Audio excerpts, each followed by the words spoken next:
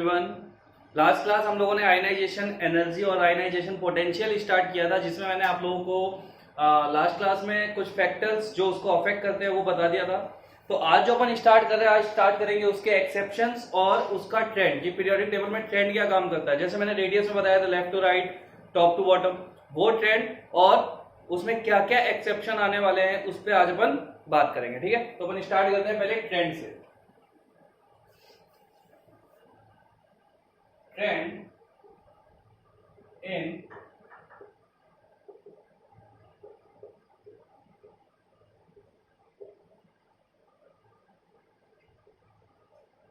देखो, atomic radius बहुत ही easy concept था, ठीक है, और वो डिपेंड कर रहा था न्यूक्लियर चार्ज और इफेक्टिव न्यूक्लियर चार्ज पे। लेकिन आयनाइजेशन पोटेंशियल जो है वो कंप्लीटली डिपेंड करेगा एटॉमिक रेडियस पे। तो जो उसके एक्सेप्शन थे वो यहां पे भी आएंगे। तो एक चीज तो लेक्चर स्टार्ट करने से पहले ही दिमाग में सेट करके चलो दैट इनका रिलेशन क्या है आपस में। Radius is inversely proportional to ionization enthalpy. ये चीज मैंने आपको लास्ट क्लास में बता दी थी।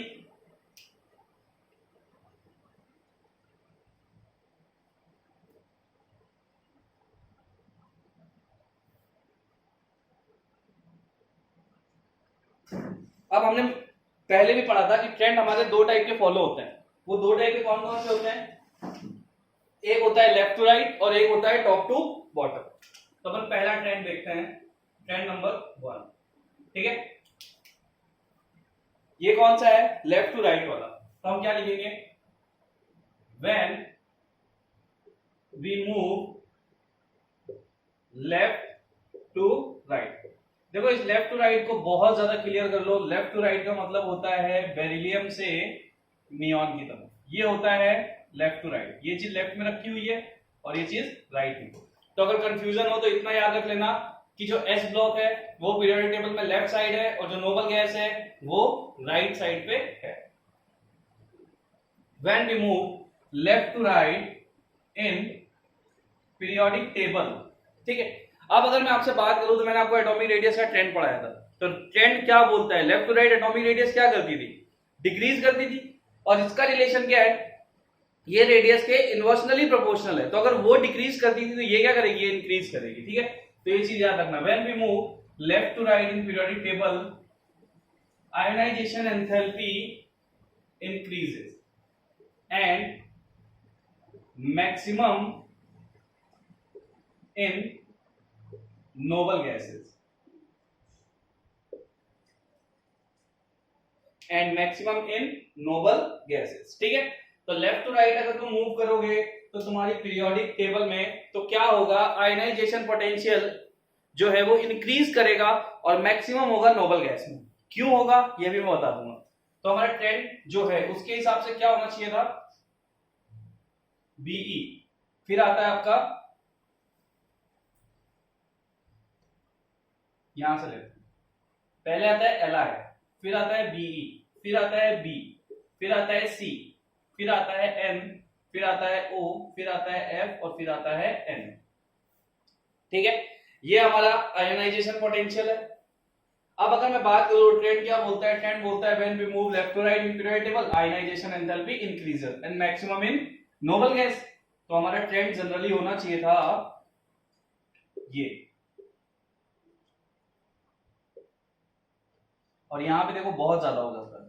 ठीक है, यहाँ गैप बहुत ज्यादा हो जाता है। बाकी सब तो ठीक है, नॉर्मल कंडीशन पे इंक्रीज करते हैं, लेकिन मैक्सिमम इन नोबल गैस, तो नोबल गैस में बहुत ज्यादा हो जाता है। क्यों होता है? देखो, लेक्चर स्टार्ट हुआ है, ठीक है, अभी से सारी चीजें तुम मत सोचने लगना, मैं अपने आप एक्सप्लेन कर दूंगा। देखते जाओ क्या क्या हो रहा है और क्यों हो रहा है। ये हमारा ट्रेंड होना चाहिए था, बट आपको जान के खुशी होगी कि ये ट्रेंड गलत, ऐसा ट्रेंड नहीं होता। तो आयनाइजेशन एंथैल्पी का जो ट्रेंड होता है वो क्या होता है? तो वो होता है Li से ज्यादा होता है बोरॉन, बोरॉन से ज्यादा होता है Be से ज्यादा होता है C से ज्यादा होता है ऑक्सीजन से ज्यादा होता है नाइट्रोजन से ज्यादा होता है F और F से बहुत ज्यादा होता है N। ये हमारा ट्रेंड होता है। तो हमें एक्सेप्शन कहां पे मिल रहा है? हमें एक्सेप्शन मिल रहा है एक तो यहां पे और एक मिल रहा है यहां पे। तो ये दो जगह पे हमें एक्सेप्शन दिख रहा है कि बोरॉन का ज्यादा होना चाहिए था बेरिलियम से और ऑक्सीजन का ज्यादा होना चाहिए था नाइट्रोजन से, जो हमारा ट्रेंड बोलता है उसके हिसाब से। लेकिन ट्रेंड में क्या हो रहा है कि बोरॉन का बेरिलियम से कम है और नाइट्रोजन का, सॉरी ऑक्सीजन का नाइट्रोजन से कम है। ठीक है, तो पहला एक्सेप्शन नोट करो, इसका रीजन बताता हूं क्यों।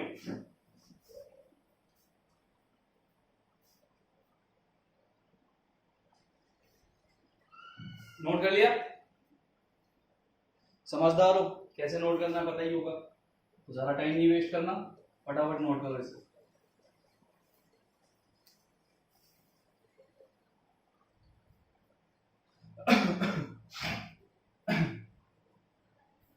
चलिए, अभी एक्सेप्शन क्यों थे हम उसे एक्सप्लेन करते हैं। तो हम यहां पे लिखते हैं रीजन। क्या रीजन? और रीजन किसका? Why ionization enthalpy 1। मैं बात करूं तो वो सब 1 थी, 2 3 नहीं थी। 2 3 में शायद चेंज हो जाए, तो वो अपन आगे देखेंगे। Ionization enthalpy 1 of boron is less than ionization enthalpy of 1 beryllium. ठीक है, और and ionization enthalpy 1 of oxygen is less than ionization enthalpy 1 of nitrogen. तो ये दो हमारे एक्सेप्शन है, हमें इसे एक्सप्लेन करना। ठीक है, तो हम करते हैं। तो ये जो मैं एक्सप्लेनेशन देने जा रहा हूं, इसको थोड़ा सा ध्यान से देखना। तो इसका रीजन अगर हम एक लाइन पे दें, तो एक लाइन में रीजन क्या होता है? रीजन होता है स्टेबल कॉन्फ़िगरेशन। क्या लिखते हैं? Because of stable configuration. तो एक लाइन में तो हमारा ये आंसर हो गया कि भाई ये एक्सेप्शन जो मिल रहा है उसका रीजन क्या है? तो उसका रीजन है स्टेबल कॉन्फ़िगरेशन। अब कैसे, वो अपन देखते हैं। तो देखो, स्टेबल कॉन्फ़िगरेशन का मतलब क्या होता है पहले ये समझ लो थ्योरेटिकल बात में। अगर कोई एलिमेंट है और उसके पास कोई सबशेल है और वो फुलफिल्ड है, ठीक है, तो आप उसे बोलोगे स्टेबल फॉर्म। लाइक मैं यहां पे थोड़ा सा शॉर्ट में इसे समझाने की कोशिश करता, होप आप लोग को अच्छे से क्लियर हो जाएगा। एस पी डी एफ, ठीक है। तो अगर मैं एस के फुलफिल्ड होने की बात करूं, एक केस ले लेते हैं फुलफिल्ड और एक केस ले लेते हैं हाफ फिल्ड। तो अगर मैं एस में बात करूं तो एस में मैक्सिमम 2 इलेक्ट्रॉन्स आते हैं, ठीक है। अगर एस ऑर्बिटल है और उसमें 2 इलेक्ट्रॉन है तो उसे क्या बोलोगे कि एस फुलफिल्ड है। और अगर 1 इलेक्ट्रॉन है तो क्या बोलोगे? Half filled. पी में बात करें तो पी में मैक्सिमम 6 इलेक्ट्रॉन्स आते हैं, ठीक है। क्यों? क्योंकि मैंने आपको ऑलरेडी एटॉमिक स्ट्रक्चर में बताया हुआ है कि पी में 3 ऑर्बिटल होते हैं और एक ऑर्बिटल मैक्सिमम 2 इलेक्ट्रॉन कंटेन करता है। तो पी में मैक्सिमम 6 इलेक्ट्रॉन्स आते हैं। बट अगर पी में 3 इलेक्ट्रॉन है तो ये क्या हो जाएगा? हाफ फिल्ड का केस। डी की बात करो तो डी में 10 इलेक्ट्रॉन होते हैं। क्यों? क्योंकि इसमें 5 ऑर्बिटल होते हैं। तो ये चीज तो आपको ऑलरेडी क्लियर है। और अगर 5 इलेक्ट्रॉन हुए तो ये क्या बन जाएगा? ये केस बन जाएगा हाफ फिल्ड का। एफ में 7 ऑर्बिटल्स होते हैं तो इलेक्ट्रॉन कितने जाएंगे फुलफिल्ड के केस में? एक कम हो गया तो एक बना देता हूं, 7। तो फुलफिल्ड के केस में 14 इलेक्ट्रॉन होने चाहिए और हाफ फिल्ड के केस में 7 इलेक्ट्रॉन होने चाहिए। यानी 7 के 7 ऑर्बिटल में एक एक इलेक्ट्रॉन अगर हुए तो वो केस बन जाएगा हाफ फिल्ड का। अरे यार, और अगर सब में 2-2 हुए तो वो केस बन जाएगा फुलफिल्ड का। ठीक है, इतनी बात क्लियर हो गई। अब ये जो चीज है, ठीक है, इसे अपन एक्सप्लेन करने वाले हैं कि क्या होता है फुलफिल्ड और क्या होता है हाफ फिल्ड और ये केस क्यों लगाया अपन ने। तो देखो यार, सिंपल सी चीज है। अगर एस में 2 इलेक्ट्रॉन्स आते हैं और 2 ही इलेक्ट्रॉन हैं तो उसको ब्रेक करना बहुत डिफिकल्ट होता है। यानी वो ऑलरेडी अपने पेयर फॉर्म में है, ठीक है। अब एक कहानी तुमने बहुत बचपन में सुनी होगी कि एक बूढ़ा बाप, उसके 4 बेटे होते हैं, ठीक है। वो क्या करता है, चारों को एक एक लकड़ी दे देता है। अब एक एक लकड़ी देता है तो चारों अब क्या हो, मतलब पूरी पावर दिखा देते हैं, कट कट कट तोड़ के रख देते हैं। वही चीज आगे जाके क्या होती है कि वो उनको एक बंडल दे देता है जिसमें बहुत सारी लकड़ियां होती है। मैं मान लेते हैं 10 लकड़ियां एक साथ दे दी। अब वो जब 10 को तोड़ने जाते हैं तो बहुत डिफिकल्ट हो जाता है उनके लिए, वो तोड़ ही नहीं पाते। सेम एज फील करो, अगर एस में 2 इलेक्ट्रॉन आते हैं और उसके ऑर्बिटल में 2 ही इलेक्ट्रॉन है तो उसके पेयर को ब्रेक करके एक इलेक्ट्रॉन निकालना डिफिकल्ट होगा। इसका मतलब फुलफिल का केस बहुत ज्यादा स्टेबल होता है। अब यहाँ पे s में 2 ही इलेक्ट्रॉन आते हैं, 1 इलेक्ट्रॉन है, तो इसको निकालने में कोई केस नहीं लगता। तो इसको अवॉइड करना, हाफ फील्ड के केस में s ब्लॉक को अवॉइड करना, बाकी सबका हाफ फील्ड भी देखना। p ब्लॉक में 6 इलेक्ट्रॉन जाते हैं और हर ऑर्बिटल में 2-2 इलेक्ट्रॉन है और ये भी फुलफिल्ड है, तो इसको भी, अब देखो यहाँ पे 6 इलेक्ट्रॉन है, मुझे 1 इलेक्ट्रॉन निकालना है, तो मुझे बहुत ज्यादा एनर्जी देनी पड़ेगी इनके पेयर को ब्रेक करने के लिए। ठीक है, किसी का पेयर भी ब्रेक करना है ना, तो उसके लिए आपको एनर्जी ज्यादा लगेगी। अब हाफ फील्ड, पहले फुलफिल्ड का केस देख लो। तो फुलफिल्ड में अगर सारे इलेक्ट्रॉन हैं तो उनको ब्रेक करना बहुत टफ हो जाएगा, यानी उन्हें इजीली तुम ब्रेक नहीं कर पाओगे। अब आता है हाफ फील्ड के केस में, तो एस ब्लॉक को हटा दो हाफ फील्ड के केस से। भाई एस ब्लॉक में तो 2 इलेक्ट्रॉन होते हैं, 1 हुआ तो कोई बड़ी बात नहीं, इसमें हाफ फील्ड का केस नहीं लगता। अगर पी में तीनों ऑर्बिटल में 1-1 इलेक्ट्रॉन है, डी में पांचों में अगर 1-1 इलेक्ट्रॉन है और एफ में सातों में अगर 1-1 इलेक्ट्रॉन है, तो वो केस भी बहुत ज्यादा स्टेबल माना जाता है, उसको हम बोलते हैं हाफ फील्ड स्टेबिलिटी। आप लोगों ने 2 एक्सेप्शन देखे थे, एक क्रोमियम और एक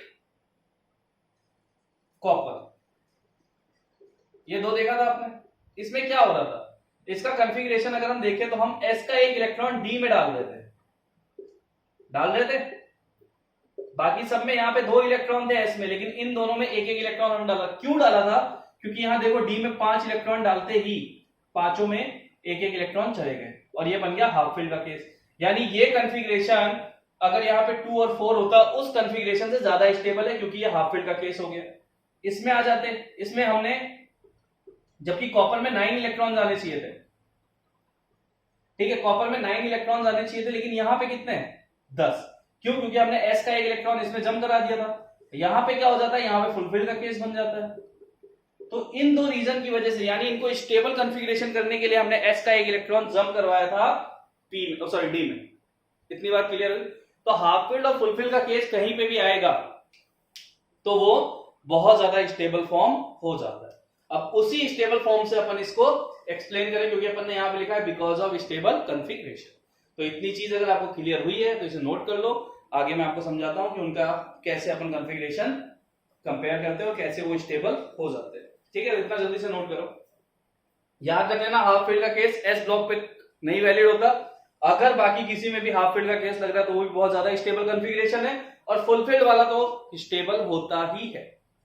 और यहाँ पे जितने भी आयनाइजेशन पोटेंशियल तुम कंपेयर करोगे, बहुत रेयर है किसी में केस ऐसा आए जहां पे हाफ फील्ड टकरा जाए या फुलफिल्ड टकरा जाए।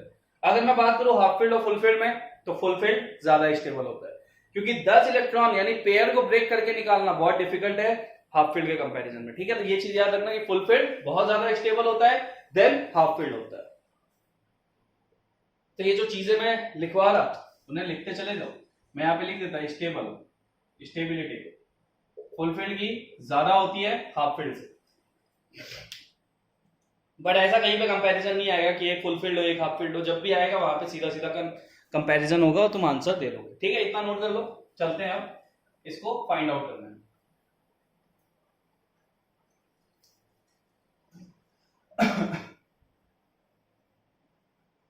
तो बहुत इजी है, अगर तुम यहां से क्वेश्चन समझना स्टार्ट कर लोगे तो तुम्हें इस पे कितने भी डिफिकल्ट क्वेश्चन दे दिए जाए तुम 2 सेकंड में सॉल्व कर लोगे। करना क्या, हमको इलेक्ट्रॉनिक कॉन्फ़िगरेशन देना। तो पहले अपन बी और बीई का केस लेते हैं। बी का होता है 5, बीई का होता है 4 atomic number. Electronic configuration 1s2 2s2 and 2p1। ठीक है, इसका 1s2 एंड 2s2। अब यहां से साफ दिख रहा है। हमें क्या करना है, इनकी फर्स्ट आयनाइजेशन एंथैल्पी कंपेयर करना। तो फर्स्ट आयनाइजेशन एंथैल्पी के लिए हमें इसमें से एक इलेक्ट्रॉन रिमूव करना पड़ेगा और इसको कन्वर्ट करना पड़ेगा B+ में, और यहां से भी एक इलेक्ट्रॉन रिमूव करना पड़ेगा और कन्वर्ट करना पड़ेगा Be+ में। तो ये हो जाएगी फर्स्ट आयनाइजेशन एंथैल्पी। यानी जब तुम इन दोनों में से एक एक इलेक्ट्रॉन निकालोगे तो ये एक एक पॉजिटिव चार्ज ले लेंगे और वही आपकी फर्स्ट आयनाइजेशन एंथैल्पी। जैसे मैंने लास्ट क्लास में बताया था कि A से A+ में कन्वर्ट किया तो ये हो जाएगी IE1, A+ को A+2 में कन्वर्ट करोगे ये हो जाएगी IE2, A+2 को A+3 में कन्वर्ट करोगे ये हो जाएगी IE3। तो ऐसे चलती चली जाएगी जब तक उसमें से इलेक्ट्रॉन आप निकाल सकते हो। ठीक है, तो जो लास्ट क्लास में मैंने बताया था उनको माइंड में रखते हुए सारी चीजें देखो। अब आ जाओ भाई यहाँ पे वापस। अब एक बात बताओ, S में कितने इलेक्ट्रॉन होते हैं? 2। क्या यहाँ पे 2 ही इलेक्ट्रॉन है? पी में कितने इलेक्ट्रॉन होते हैं? 6, बट यहाँ पे इलेक्ट्रॉन कितने हैं? 1। ना तो ये हाफ फील्ड का केस है, ना ही ये फुल फील्ड का केस है, सिर्फ एक इलेक्ट्रॉन है। लेकिन ये किस चीज का केस है? ये है फुल फील्ड का। कैसे? क्योंकि हमें S से एक इलेक्ट्रॉन निकालना है और S में 2 इलेक्ट्रॉन है, ऑलरेडी ये फुल फील्ड का केस दिखा रहा है। अब इसमें और इसमें कंपेयर करूं तो इस इलेक्ट्रॉन को निकालना ज्यादा इजी होगा या इस इलेक्ट्रॉन को? ऑब्वियस सी बात है, पी में जो एक इलेक्ट्रॉन है उसको निकालना ज्यादा इजी था, क्योंकि भाई वहां पे ना तो हाफ फील्ड का केस, ना फुल फील्ड का केस, ना ही ये स्टेबल कॉन्फ़िगरेशन है। ठीक है, तो हम यहां से जब इलेक्ट्रॉन निकालेंगे तो हमें ज्यादा एनर्जी नहीं देनी पड़ेगी, बट यहां से जब निकालेंगे तो हमें पेयर ब्रेक करना पड़ेगा, यानी इसको ब्रेक करके हमें एक इलेक्ट्रॉन निकालना पड़ेगा, जिसमें बहुत ज्यादा एनर्जी लगेगी। That's why ionization enthalpy 1 of Be is greater than ionization enthalpy of 1 boron. पहला क्लियर हुआ, स्टेबल कॉन्फ़िगरेशन दिख गया, S फुलफिल्ड है। ठीक है, तो ये था पहला एक्सेप्शन। तो ये था आयनाइजेशन 1, हमने कंपेयर कर लिया। अब यहां से हम एक क्वेश्चन डेवलप करते हैं, हमारा एक्सेप्शनल फॉर्म चल रहा है, चलने दो, हम इसके बाद एक चीज और एक्स्ट्रा यहीं पे ले लेते हैं, क्यों हम वेट करें। तो वो मैं क्या लेने जा रहा हूं? वो मैं लेने जा रहा हूं कि अगर मैं यहां पे क्वेश्चन, इसको नोट कर लो, नोट कर लो इसे। ठीक है, चलो यहां पे मैंने कंपैरिजन लिया, कंपेयर।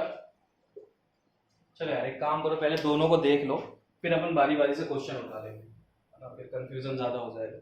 तो पहला वाला क्लियर हो गया भाई, तुम्हें यहाँ पे दिख गया कि Be में फुलफिल्ड का केस है, दैट्स व्हाई इसकी फर्स्ट आयनाइजेशन एंथैल्पी ज्यादा है, और यहाँ पे कोई भी फुलफिल्ड या हाफ फील्ड का केस नहीं है। तो इसका जो कॉन्फ़िगरेशन हो क्या है? More stable then boron. ठीक है, तो पहला रीजन हमारा क्लियर हो।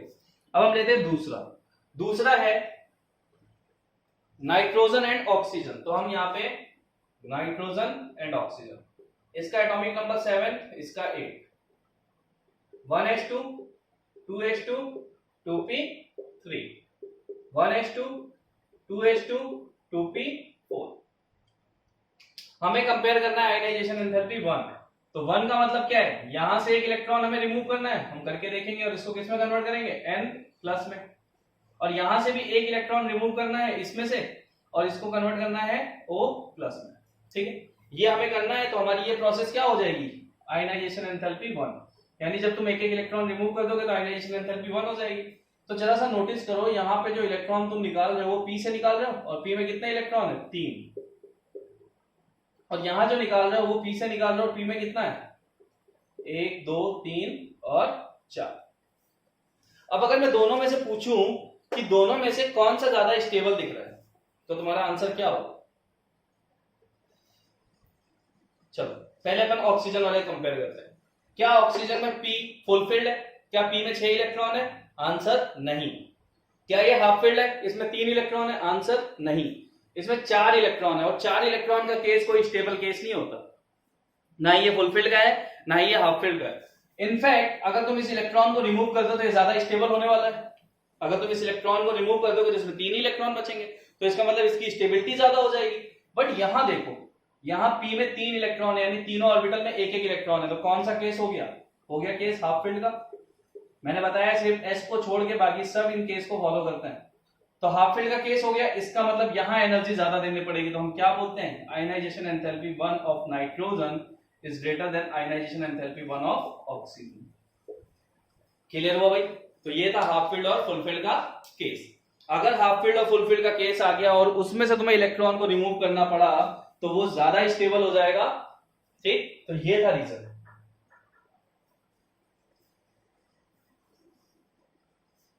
और अब एक चीज और नोटिस करो। ठीक है, तो हमने पहला तो हमने एक्सेप्शन देख लिए दोनों, कि क्यों भाई 2 टाइप के एक्सेप्शन दिख रहे थे जबकि होने नहीं चाहिए थे, और दोनों का हमने रीजन देख लिया। सिंपल सी बात है यार। चलो एक एग्जांपल और देता हूं, तुम्हारे ऊपर ही। तुम लोगों ने आज तक 10th में टेस्ट दिया, तो तुम्हारा टेस्ट कैसे होता था? संडे को केमिस्ट्री है, अगले संडे को मैथ्स है, अगले संडे को फिजिक्स है, एक संडे को एक टेस्ट होता था, तुम कंफर्टेबल थे। अब तुम आए हो जेई करने। अब जेई में क्या हो रहा है भाई? संडे को 3 टेस्ट है, केमिस्ट्री, फिजिक्स, मैथ। तो अब देखो यहाँ पे तुम्हें एनर्जी कहाँ ज्यादा देनी पड़ रही है, जब तुम एक टेस्ट देते थे या तुम 3 टेस्ट दे रहे हो वहां पे, तो ऑब्वियस सी बात है ना कि एक टेस्ट देने के लिए तुम्हें ज्यादा एनर्जी यूज नहीं करनी पड़ती थी, और जो अब तुम टेस्ट दे रहे हो उसमें 3 टाइम ज्यादा एनर्जी तुम्हें देनी पड़ रही है। तो वही केस यहाँ पे, जब एक इलेक्ट्रॉन होता है तो उसको निकालना बहुत ईजी होता है, बट अगर वो फुलफिल्ड है या हाफ फिल्ड है तो वहां से इलेक्ट्रॉन निकालना बहुत ही ज्यादा डिफिकल्ट होता है। ठीक है, तो सिंपल सी चीज, इतना ध्यान रखो, इलेक्ट्रॉनिक कन्फिगरेशन करके देखो, हाफ फिल्ड फुल फिल्ड क्या होता है इसे समझ लो, बात खत्म हो गई, आयनाइजेशन एंथैल्पी तुम्हारा क्लियर हो गया। अब ये तो थी फर्स्ट सेकेंड पीरियड की बात। थर्ड पीरियड में आ जाते हैं। Na, Mg, Al, Si, phosphorus, sulphur, chlorine, argon. अब ये थर्ड पीरियड, तो क्या ये एक्सेप्शन थर्ड पीरियड में भी फॉलो होगा?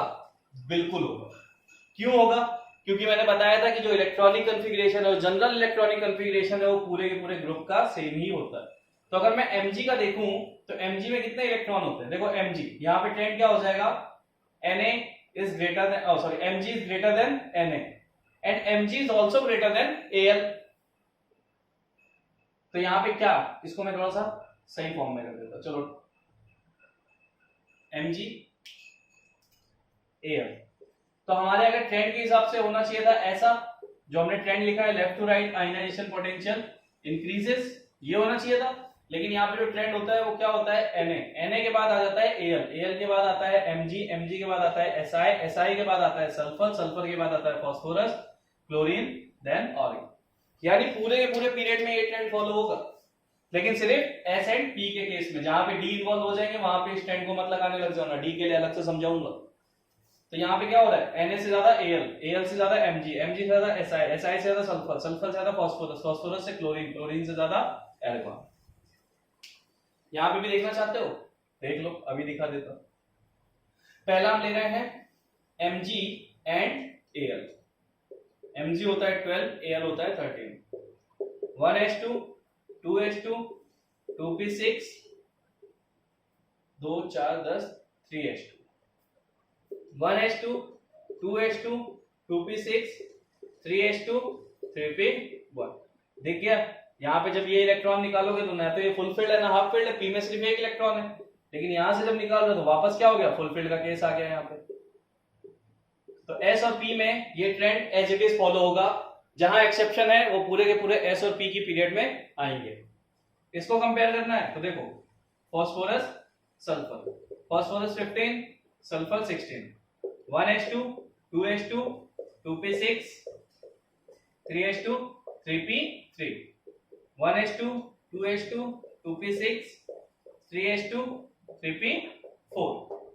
अगेन यहां से इलेक्ट्रॉन निकालना है हमें, क्योंकि फर्स्ट आयनाइजेशन एंथैल्पी का मतलब क्या है? हमें वैलेंसी सेल से इलेक्ट्रॉन निकालना है, लास्ट सेल जो भी होगी, और लास्ट सेल की यहाँ पे लास्ट सब शेल क्या है? 3p, तो इसमें से इलेक्ट्रॉन निकलेगा और यहाँ पे 3p से निकलेगा, तो यहाँ 4 इलेक्ट्रॉन है और यहाँ 3 इलेक्ट्रॉन है, और 3 इलेक्ट्रॉन मतलब ये केस हो गया अगेन हाफ फील्ड का, और ये केस किसी भी चीज का नहीं है। ना ही p में 6 इलेक्ट्रॉन होते तो फुल फील्ड होता, 3 इलेक्ट्रॉन होते तो हाफ फील्ड होता, वहां पे 4 इलेक्ट्रॉन है, ना तो वो हाफ फील्ड हो रहा है ना ही फुल फील्ड हो रहा है।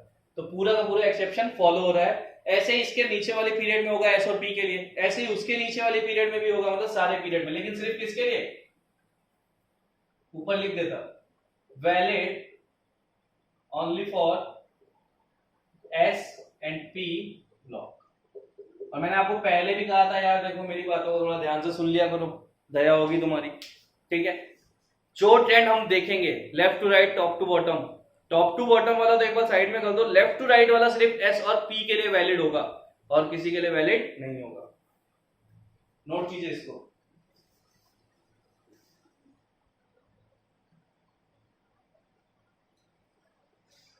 ठीक है, नोट कर लिया, चलते हैं आगे। अब जो मैं वहां पे क्वेश्चन ले रहा था मैं अब यहां पे लेता हूं। ठीक है, मैं वहां पे मैंने ऑक्सीजन नाइट्रोजन को उठा लिया था, क्वेश्चन की वजह है, तो अब मैं यहां पे क्वेश्चन लेता हूं और अब समझेंगे कि और आगे क्या होगा। देखो, हमने फर्स्ट आयनाइजेशन एंथैल्पी को कंपेयर किया, अब हम कंपेयर करेंगे सेकंड और थर्ड को भी, मतलब मिनिमम 3 तक हम कंपेयर करेंगे, 3 तक बहुत होती है। Compare ionization enthalpy 1, ionization enthalpy 2 and ionization enthalpy 3 for beryllium and boron, ठीक है, फॉर नाइट्रोजन एंड ऑक्सीजन। इन दोनों के लिए हम IE1, IE2 और IE3 तीनों कंपेयर करने जा रहे हैं। यानी जब एक इलेक्ट्रॉन निकालेंगे तब क्या हो रहा है वो हमने देख लिया। एक इलेक्ट्रॉन के केस में आयोनाइजेशन एंथैल्पी 1 Be की ज्यादा होती है बोरॉन से और नाइट्रोजन की ज्यादा होती है ऑक्सीजन से। लेकिन सेकंड और थर्ड के केस में क्या होगा, तो पहले अपन उठाते हैं Be एंड B, ठीक है, एटॉमिक नंबर 4, एटॉमिक नंबर 5। तो इसको जरा सा ध्यान से देखना है प्लीज। इस वाले को तुम पेन वेन सब छोड़ दो, ठीक है, मेरी रिक्वेस्ट है, बिल्कुल पेन वेन से दूर चले जाओ, पूरा फोकस बोर्ड पे। मतलब आपको पेन और कॉपी को टच ही नहीं करना अभी 10 मिनट के लिए, तुम बाद में देख लेना, वो ज्यादा बेटर है। बट यहां से क्वेश्चन समझो कैसे सॉल्व होगा।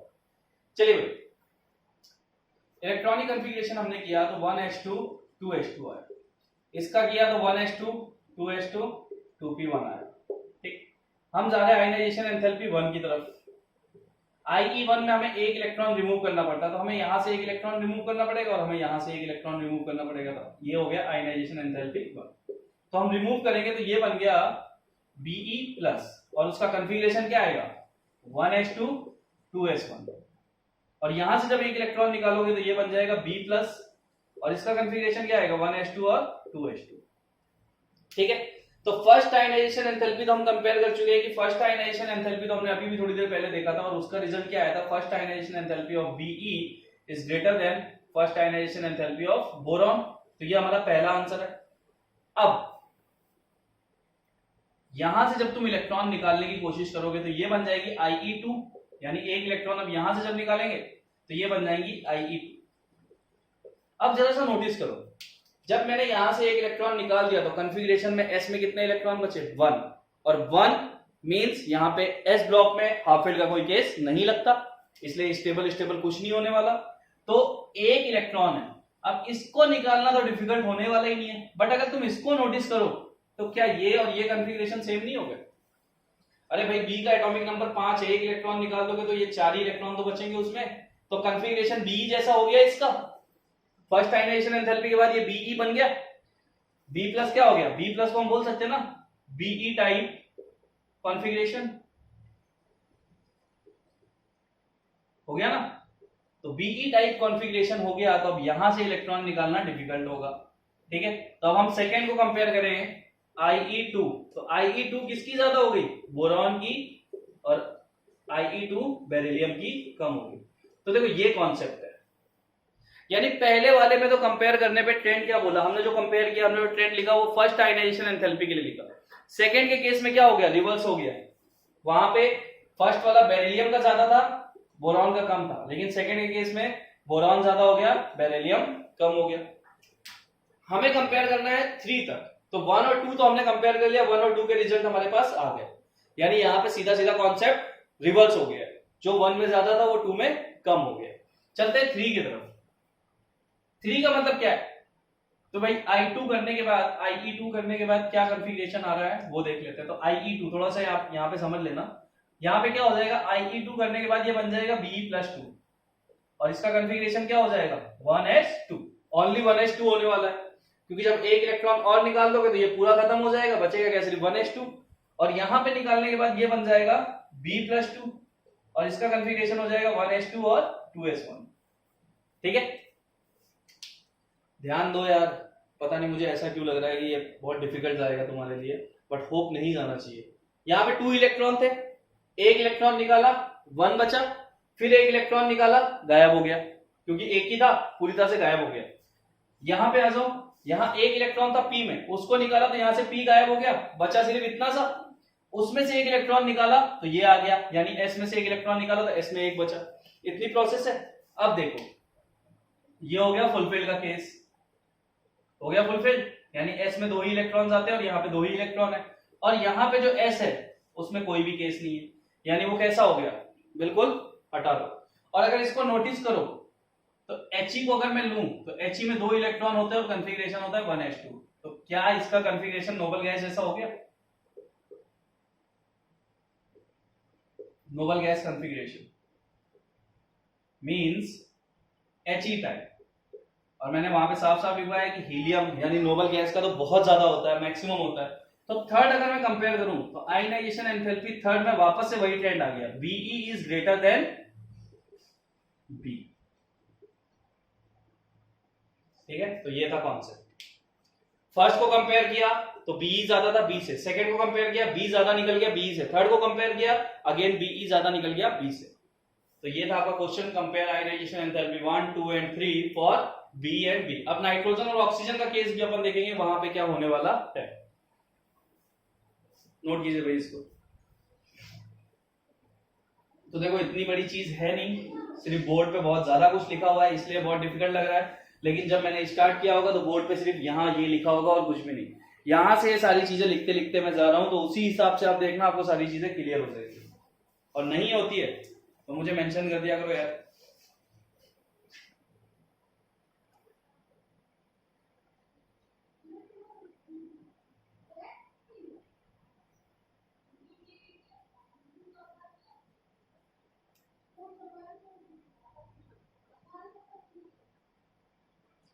और वैसे आज तुम्हारा रिजल्ट लगा है ना, आज तो रैंक लिस्ट आई है, तो उसके बारे में ना ही बात करें तो ज्यादा अच्छा है, वरना क्लास में पढ़ाई नहीं कुछ और ही हो जाएगा। तो समझदार लोग हो, ठीक है। अभी 2 टेस्ट तुमने दिए हैं और 2 टेस्ट में तुमने अपने आप को जज कर लिया होगा कि तुम कहाँ हो।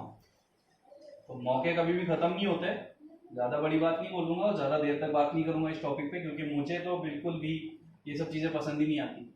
करना है तो करो वरना छोड़ दो, ये वाला कॉन्सेप्ट होता है। बीच में मत लटके रहो, रो रो के कर रहे हैं, हो पाया तो ठीक, नहीं हो पाया तो कोई बात नहीं, वो वाला केस मत रखो। या तो करने का सोचो कि हमें करना है, और या फिर भूल जाओ कि हमें करना ही है। ठीक है, तो बस बिल्कुल भी मतलब ऐसा नहीं था कि तुम्हें कुछ भी, तुम्हारे लिए 2-4 अच्छे वर्ड बोले जाएं कि बहुत अच्छा किया तुमने एंड ऑल, कुछ भी नहीं बोल सकता मैं। और मुझे इस चीज से फर्क नहीं पड़ता कि केमिस्ट्री में तुम्हारे कितने हैं, मुझे इस चीज से फर्क पड़ता है कि ओवरऑल तुम कहाँ पे हो। सिर्फ केमिस्ट्री थोड़ी तुम्हें रिजल्ट दे देगा, देगा तो तीनों ही सब्जेक्ट, बट तुम्हें क्या समझ में नहीं आता। मुझे एग्जांपल लिया था ना, वो एक्चुअल में तुम्हारे पास टोन थी, मैं वहां पे इस बात को खींचना नहीं चाहता था, लेकिन क्या करूं, दिमाग में आ गई। छोड़ो, जो करना है करो, अपना काम है पढ़ाना, अपन पढ़ा रहे, बाकी तुम्हारा काम है। नाइट्रोजन में आ जाओ, 1H2 2H2 2P3, 1H2 2H2 2P4, ये कॉन्फ़िगरेशन है। हमें कंपेयर करना है फर्स्ट आयनाइजेशन एंथैल्पी, तो फर्स्ट आयनाइजेशन एंथैल्पी के लिए यहां से एक इलेक्ट्रॉन रिमूव करना पड़ेगा और यहां से भी एक इलेक्ट्रॉन रिमूव करना पड़ेगा, तो ये बन जाएगा फर्स्ट आयनाइजेशन एंथैल्पी। ठीक है, फर्स्ट आयनाइजेशन एंथैल्पी केस में क्या होगा, ये कॉन्फ़िगरेशन, ये हो जाएगा N+, और इसका जो कॉन्फ़िगरेशन आने वाला है वो आएगा, मैं थोड़ी सी कम जगह लेके यहां लिख देता हूं, 1H2 2H2 एंड 2P2।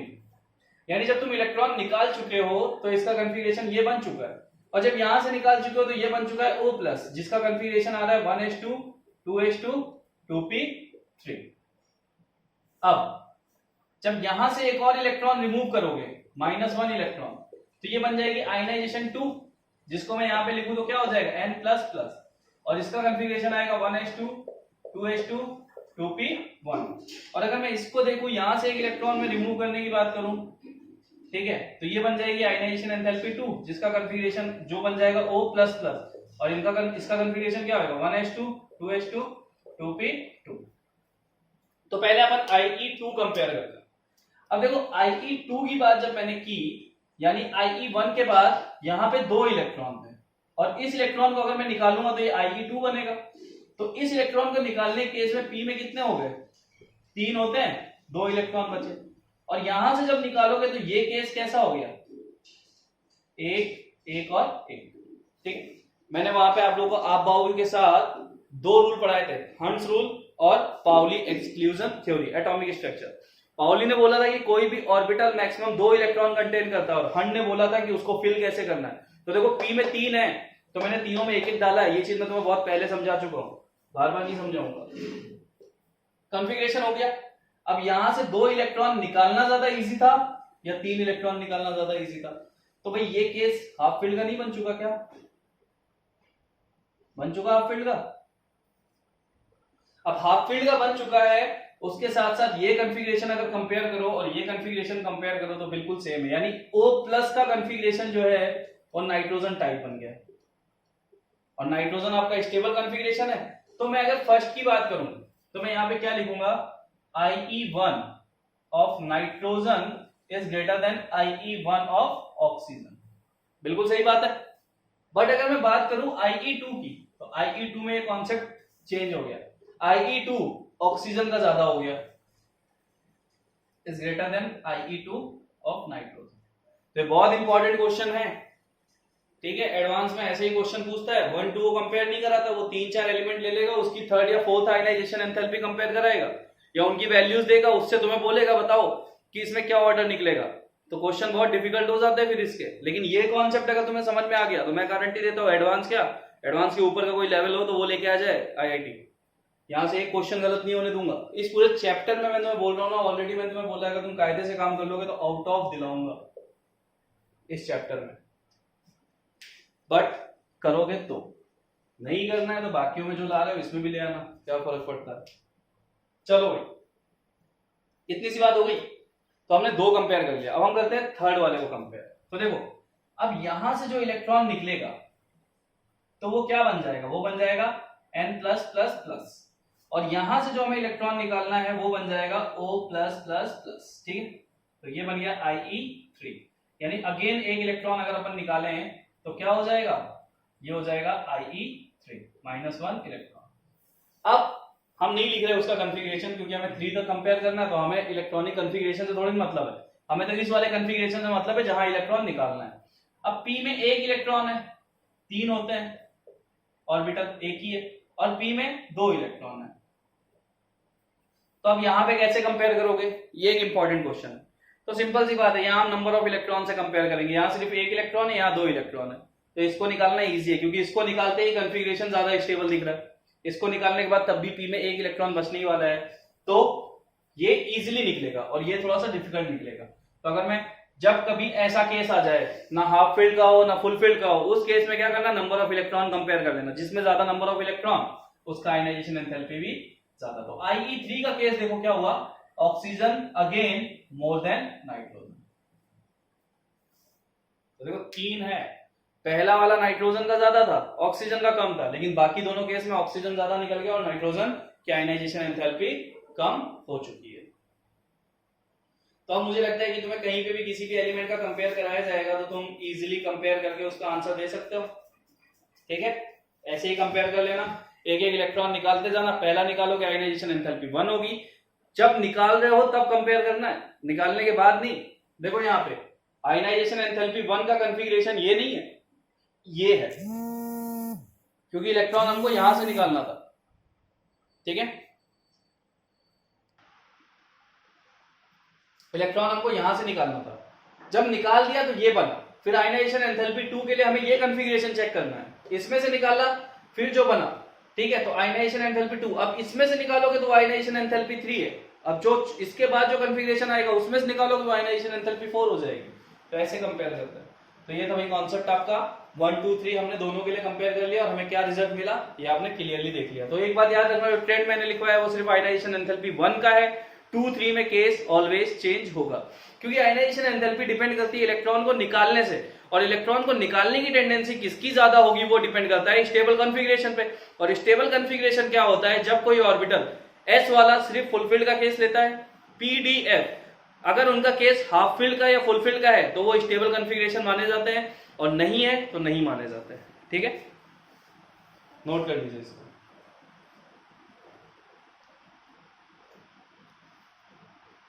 चलते हैं अब आगे। अब मैंने यहां पे एक चीज और बोली थी इसी ट्रेंड में कि जो आपका नोबल गैस होता है वो मैक्सिमम कंटेन करता है वैल्यू ऑफ आयनाइजेशन एंथैल्पी। उसका रीजन देख लेते हैं क्यों भाई।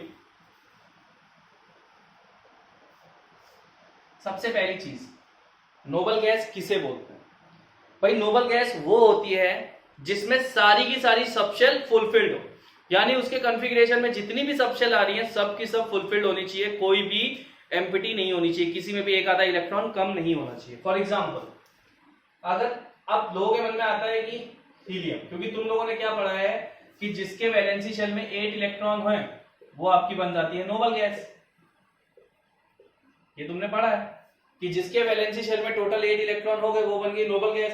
बट हीलियम के केस में क्या हो जाता है, यहां तो सिर्फ 2 ही इलेक्ट्रॉन है। इसको नोबल गैस में क्यों रखा गया? सबसे important question, why helium is considered as noble gas, जबकि इसके वैलेंसी शेल में 8 इलेक्ट्रॉन तो है ही नहीं। 8 इलेक्ट्रॉन वैलेंसी शेल में छोड़ो, इसके पास टोटली 8 इलेक्ट्रॉन नहीं है, तो क्यों इसको नोबल गैस में रखा गया? तो इसका रीजन समझना। जब मैं He का कंफिग्रेशन करता हूं तो मैं स्टार्ट करता हूं 1s से।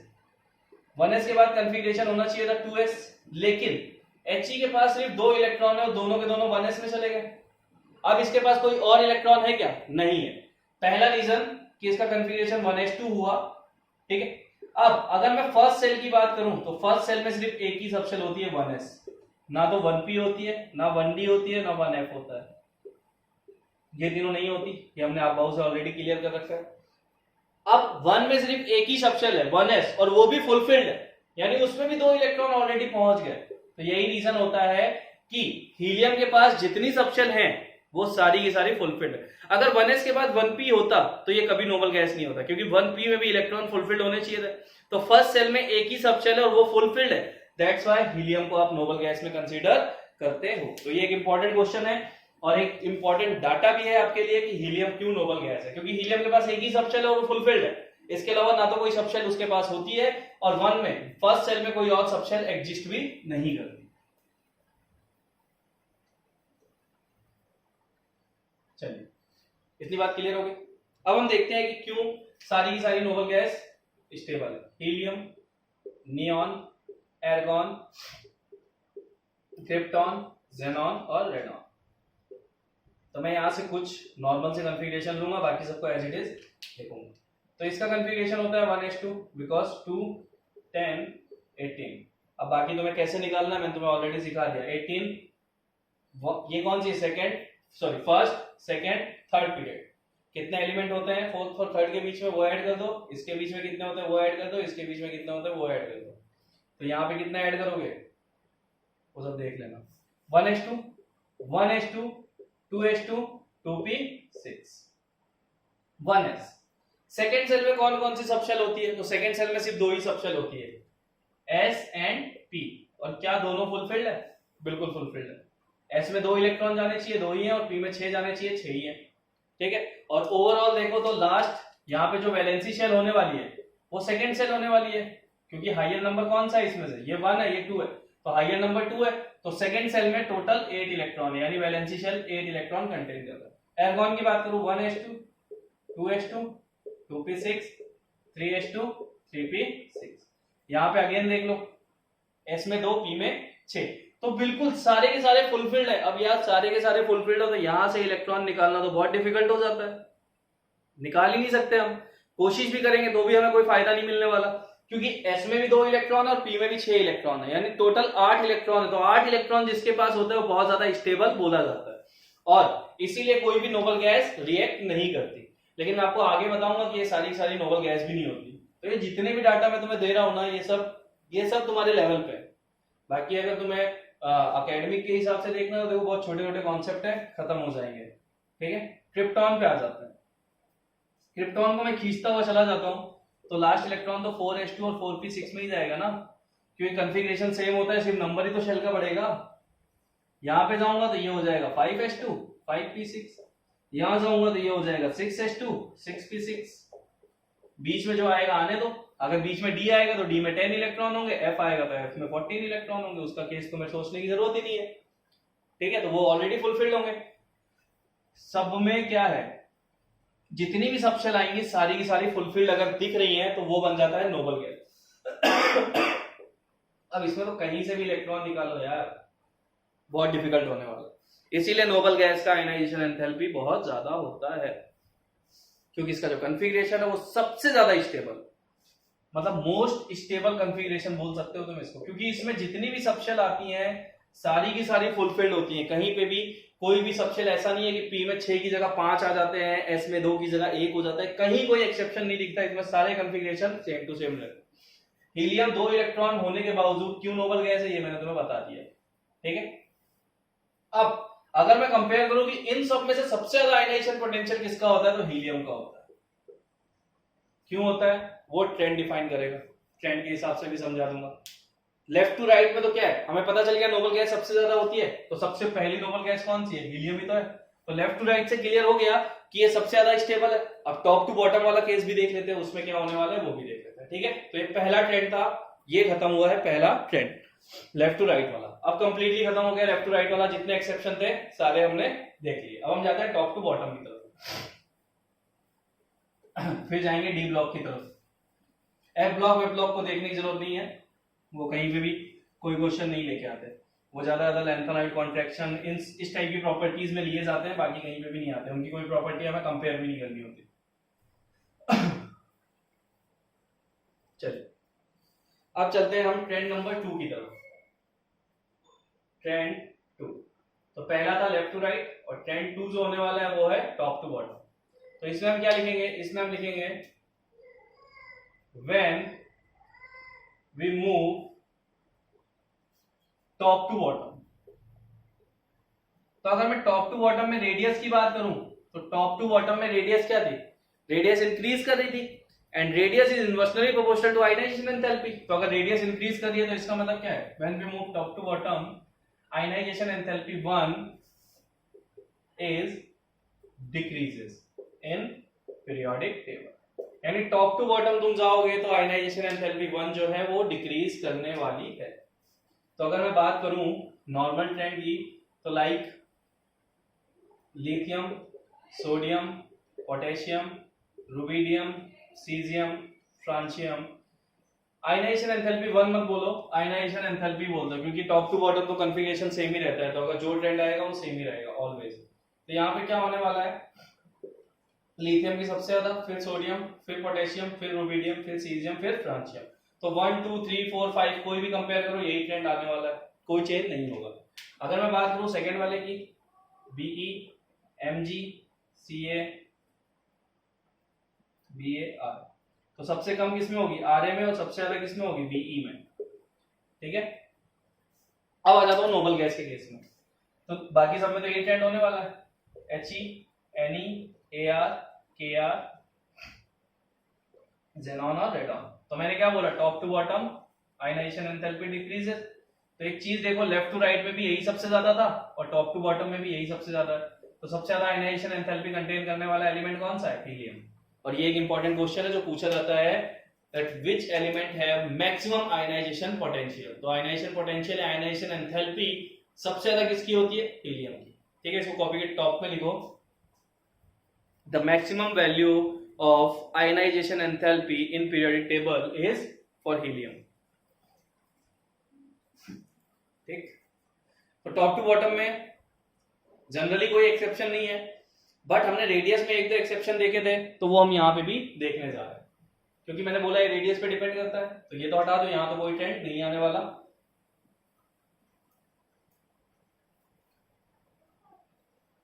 अब क्या हमने रेडियस में एल्यूमिनियम और गैलियम का ट्रेंड देखा था, हमने, तो हम यहाँ पे पहले हम डाल लेते हैं एक्सेप्शन। तो वहां पे दो एक्सेप्शन हमको मिले लेफ्ट टू राइट में, अब यहाँ पे हम डाल लेते हैं एक्सेप्शन, और एक्सेप्शन क्या है वो देखो। तो मैंने तुम्हें लास्ट क्लास में बताया था exception number 1, that R aluminium is less than R gallium is less than R aluminium. और इसका मैंने रीजन क्या बताया था, रीजन बताया था poor shielding of D block, यानी डी ब्लॉक की पुअर शील्डिंग की वजह से ऐसा होता है। ठीक है, ये चीज क्लियर हो गई। तो डी ब्लॉक यहाँ पे, इसमें गैलियम में डी ब्लॉक एलिमेंट इन्वॉल्व हो जाते हैं, तो डी ब्लॉक का साइज बहुत ज्यादा होता है, इसलिए न्यूक्लियस पे वो पूरा शील्डिंग नहीं दिखा पाते, तो न्यूक्लियस का अट्रैक्शन ज्यादा हो जाता है, जबकि एल्यूमिनियम में कोई केस नहीं था। तो एक सिंपल सी चीज है, मैं यहाँ पे ज्यादा एक्सप्लेनेशन ना लेते हुए अगर ये लिख दूं कि R is inversely proportional to ionization enthalpy, तो क्या हम ये नहीं बोल सकते कि ionization enthalpy of gallium is greater than ionization enthalpy of aluminium. सीधा सीधा रिवर्स हो जाएगा, जिसकी रेडियस कम है उसका आयनाइजेशन एंथैल्पी ज्यादा हो जाएगा, और जिसकी रेडियस ज्यादा है उसका आयनाइजेशन एंथैल्पी कम हो जाएगा।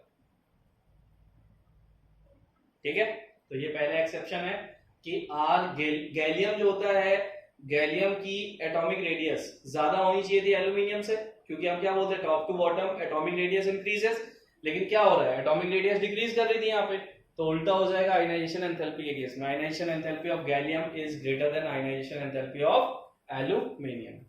ठीक है, तो ये था एक्सेप्शन जिसे हमने देख लिया। अब ट्रांजिशन मेटल की बात कर लेते हैं। तो पहला एक्सेप्शन, और रेडियस में मैंने कोई एक्सेप्शन देखा था क्या? और अपन ने एक गैलियम और एल्यूमिनियम का कराया था। अगर और भी कोई हो तो उसको सेम ये वाला पैटर्न लगा के देख लेना। वैसे जनरली जो है यही इंपॉर्टेंट है। चलो और देखते हैं। एक्सेप्शन तो हो गया फॉर ट्रांजिशन एलिमेंट्स।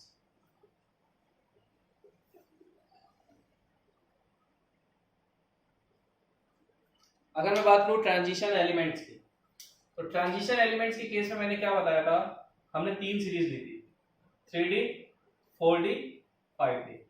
3D मतलब फोर्थ पीरियड, यानी फोर्थ पीरियड में जो एलिमेंट है वो 3D सीरीज होता है, ये 5th पीरियड वाले और ये 6th पीरियड वाले। ठीक है, अब अगर मैं बात करूं तो इसमें तो क्या होता है लेफ्ट टू राइट वाला केस लगता है, तो हम सीधा सीधा लिखेंगे for transition elements when we move left to right, क्योंकि लेफ्ट टू राइट का केस क्या बोलता था पीरियोडिक टेबल में, अगर रेडियस का देखो तो left to right radius decrease करती है। When we move left to right ionization potential IE1 is increases, या बोल सकते हैं is slightly increases, यानी कि धीरे धीरे इंक्रीज करती है। When we move left to right ionization enthalpy is slightly increases। क्यों इंक्रीज करती है? क्यों? क्योंकि एटॉमिक रेडियस डिक्रीज करता है। लेफ्ट टू राइट तुम जाते हो तो एटॉमिक रेडियस डिक्रीज करता है, बट सिंपल सा ट्रेंड क्या था डी ब्लॉक में, तो रेडियस वाला याद करो, मैंने ग्राफ प्लॉट किया था, कुछ ऐसा ग्राफ आ रहा था, यहाँ पे कांस्टेंट हो रहा था फिर ऊपर जा रहा था, ऐसा ग्राफ था। तो क्या हो रहा था, पहले एटॉमिक रेडियस डिक्रीज कर रहे थे, तो जहां डिक्रीज कर रही होगी यहाँ कंटिन्यूअस आयनाइजेशन एंथैल्पी क्या करेगी, इंक्रीज करेगी। जहां कांस्टेंट होगी वहां आयनाइजेशन एंथैल्पी भी थोड़ी इक्वल हो जाएगी, और जहां फिर इंक्रीज कर रही है वहां आयनाइजेशन एंथैल्पी डिक्रीज करनी चाहिए। तो इंक्रीज कहां करी थी, कॉपर और जिंक। तो अब ये हमारा एक्सेप्शन बन जाता है। कॉपर और जिंक में ऐसा नहीं होता भाई। अगर मैं बात करूं आर कॉपर, ठीक है, is less than R zinc, ये हमारा था, सॉरी आर कॉपर यानी radius of copper is less than radius of zinc, ये हमारा एक एक्सेप्शन हो रहा था, या ये बोल लो कि ग्राफ से हमें मिल रहा था। तो यहाँ पे क्या होना चाहिए था, ionization enthalpy of copper is greater than ionization enthalpy 1 of zinc, यानी यहाँ पे ये होना चाहिए था, बट यहाँ पे ये नहीं होता। तो यहाँ पे होता क्या है, RCU is less than RZN, यानी कॉपर की रेडियस जिंक की रेडियस से कम होती है, तो सेम ट्रेंड चलता है, ionisation enthalpy of copper is also less than ionization enthalpy of zinc. तो first ionization enthalpy of copper is less than first ionization enthalpy of zinc. ठीक है, यही चीज यहाँ पे भी फॉलो होता है। अब उसका रीजन क्या होता है, उसका रीजन देखो, अगर मैं बात करूं कॉपर और जिंक के कॉन्फ़िगरेशन की, तो कॉपर हमारा एक्सेप्शन था, Cu एंड जिंक। अगर मैं इसका इलेक्ट्रॉनिक कॉन्फ़िगरेशन करूं तो इसका इलेक्ट्रॉनिक कॉन्फ़िगरेशन क्या होता है, 1s2 2s2 2p6 3s2 3p6 4s1 3d10। और अगर मैं इसका करूं तो क्या होता है, 1s2 2s2 2p6 3s2 3p6 4s2 3d10। तो ये दोनों कॉन्फ़िगरेशन है, ये है कॉपर का और ये है जिंक का। अब तुम बोलोगे इसके भी वैलेंसी शेल में फुलफिल्ड है, यानी इसका भी डी फुलफिल्ड है और इसका भी डी फुलफिल्ड है, तो यहाँ पे कैसे हो सकता है, यहाँ पे तो दोनों की आयनाइजेशन एंथैल्पी सेम हो जानी चाहिए थी, बट ऐसा नहीं होता। क्यों नहीं होता, क्योंकि यहाँ पे जो कॉन्फ़िगरेशन है वो कॉन्फ़िगरेशन क्या है,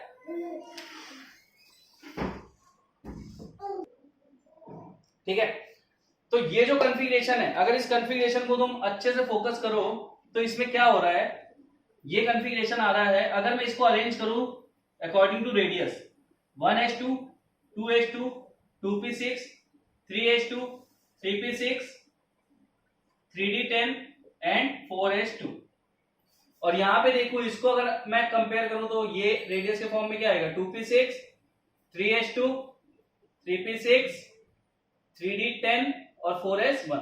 रेडियस के फॉर्म में क्या होता है, हम इंक्रीजिंग ऑर्डर ऑफ सेल के हिसाब से लिखते हैं। तो एक चीज याद रखना, जहां पे इस टाइप का कंफिगरेशन आ जाए यानी 3d10 ns2 क्या आ जाए n-1 d10 ns2 टाइप का स्ट्रक्चर आ जाए, जहां पे ऐसा कंफिगरेशन आ जाए उस कंफिगरेशन को हम बोलते हैं स्यूडो कंफिगरेशन। ठीक है, उसको हम क्या नाम देते हैं स्यूडो कंफिगरेशन। और स्यूडो कंफिगरेशन होने की वजह से ये वाला मोर स्टेबल हो जाता है, जबकि दोनों में डी थे, डी में 10 थे, लेकिन इससे उस कंफिगरेशन इस कंफिगरेशन से वो कंफिगरेशन ज्यादा स्टेबल है।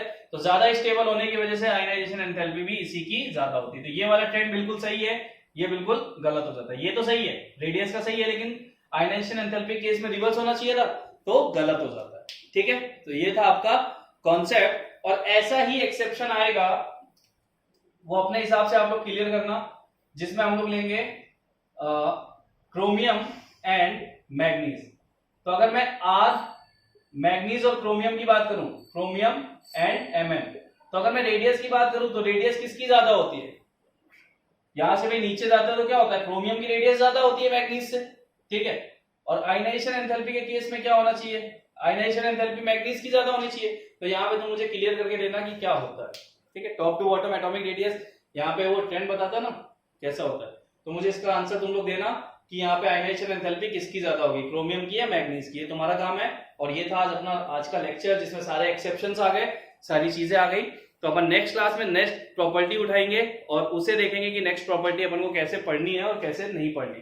तो जितने भी एक्सेप्शन थे, आयनाइजेशन एंथैल्पी 1, 2, 3 कैसे निकाल रहे थे, कैसे इलेक्ट्रॉन को देख रहे थे कि कौन फुलफिल्ड है कौन हाफ फिल्ड है, बहुत अच्छे से फोकस करोगे तभी समझ में आएगा, वरना 10-12 फीट ऊपर से ही जाएगा। ठीक है, तो देख लेना 10-12 फीट ऊपर से निकालना है या मतलब सीधा दिमाग में डालना है। जितना आराम से इस लेक्चर को ऑब्जर्व करोगे उतने आराम से समझ में आएगा, और जितना तुम नोट्स बनाने के चक्कर में रहोगे कि यहाँ पे लव लिख लेते हैं उतना ही तुम्हारा नुकसान है। ठीक है, बाकी अच्छे से ऑब्जर्व करो, और जो ये क्वेश्चन है इसका मुझे सॉल्यूशन दो। हालांकि 1-2 ही देंगे, लेकिन मुझे 1-2 से ही मतलब एक्सपेक्टेशन और वेट करूंगा इसके आंसर का। तो जो भी 1-2 इसको आज पढ़ ले, इसका आंसर मुझे दे देना कि आयनाइजेशन एंथैल्पी क्रोमियम और मैग्नीज में से किसकी ज्यादा होने वाली है। ठीक है, बाय बाय, टेक केयर।